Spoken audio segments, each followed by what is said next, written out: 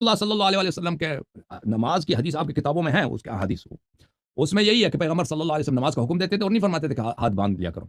फिर अहले बैत तारीन अलैहिस्सलाम के अहादीस हैं, उन्होंने उनके अहादीस वाज़ेह है कि उन्होंने मना फरमाया कि जो हाथ बांध के नमाज पढ़ता है उसकी नमाज बातिल होती है। ओके, ये अहले बैत अलैहिस्सलाम के अच्छा फरामीन है, हमारी अच्छा किताबों अच्छा में भी है। हजरत, एक छोटा सा और क्वेश्चन था, एक कहिए। क्वेश्चन और था हजरत। ये मुस्लिम शरीफ का हदीस नंबर 4093 का, उसमें अरबिक लिखा हुआ है। अरबिक उतने अच्छा आता नहीं है हजरत आपके जैसा, जी सर, जी लेकिन सर। फिर भी मैं पढ़ रहा हूँ।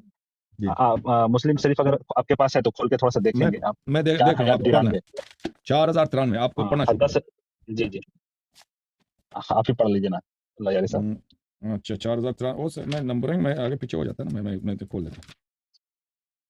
किस मौजू पर है वो हदीस? ये सूद से रिलेटेड है। सूद आपके से। नजदीक कैसा है वही जानना चाह रहे। जिस तरह से हम लोग जिस मुल्क में रहते हैं, इस्लामिक मुल्क तो नहीं है इंडिया, हम्म और यहाँ बगैर बैंक से लोन लिए हुए काम चलता नहीं है। कोई अपना हम्म बिजनेस